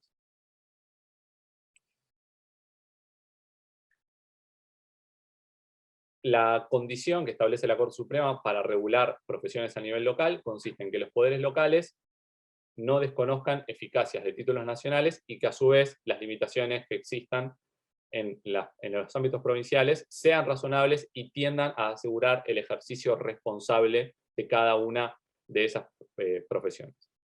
Asimismo, y acá aparece otro artículo de la Constitución, como les mencionaba antes, que es el artículo 42. Bien, no solo están en juego para el voto mayoritario de la Corte Suprema el derecho a la salud de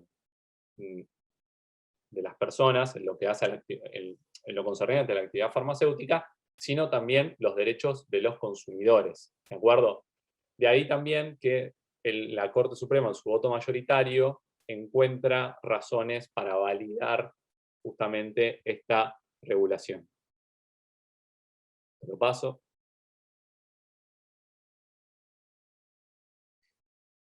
La Corte Suprema afirmó que en este caso no bastaba para Pharmacity con afirmar que la regulación sea local, diferente a la nacional o diferente a la de otra provincia, sino lo que debía demostrar era que la ley local, la ley 16.606 con su exclusión de SA, se contraponía de forma irreparable a la normativa federal. Bien, y eso no, según en palabras del voto mayoritario, no lo logra. La distribución y la comercialización de productos farmacéuticos es nacional, está regulada a nivel nacional, pero el expendio, según la Corte Suprema, no. Y eso es de regulación local. Por eso, lo que dice la Corte es, no se trata acá de un tema de jerarquía normativa, sino de afirmar si la regulación local es o no razonable. Bien, y en lo que hace a la razonabilidad o no de la exclusión de la ASA, la Corte Suprema hizo el siguiente esquema. Primero, se preguntó, esto yo lo esquematizo un poco para la clase, ¿no? Se preguntó si la reglamentación o la exclusión de SA tenía un fin válido. Sí, podría entenderse que estaban en juego el derecho a la salud y los derechos de los consumidores. ¿Las restricciones deben estar justificadas y deben ser necesarias? Sí. ¿Por qué? Porque se entiende, o así entendió la Corte Suprema, que la independencia profesional queda resguardada en tanto la propiedad del establecimiento farmacéutico sea de la persona que está atendiendo en el lugar. Asimismo, para la Corte Suprema, esto tiende a la calidad del abastecimiento de los medicamentos, y a esto lo cité entre comillas porque aparece así.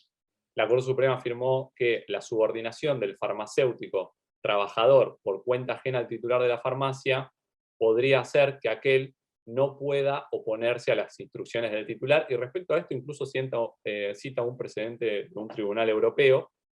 Incluso para mí por acá quizás pasa un poco lo más relevante, ¿no? Para el análisis de razonabilidad, justamente intentar determinar cómo un farmacéutico va a poder llegar a operar respecto a sus saberes profesionales, y cómo de esa manera se va a poder proteger de la mejor manera el derecho a la salud y el derecho de los consumidores, por ejemplo, a una información clara y precisa respecto de esos productos. Por eso mismo es que la Corte Suprema considera en su voto mayoritario que el requisito del director técnico en una farmacia podría considerarse no suficiente, y que en este caso, para asegurar el derecho a la salud y de los consumidores, es razonable sí fijar como requisito que el titular sea un profesional farmacéutico, más allá de que opere a título particular o en una SRL totalmente integrada por personas de esa profesión.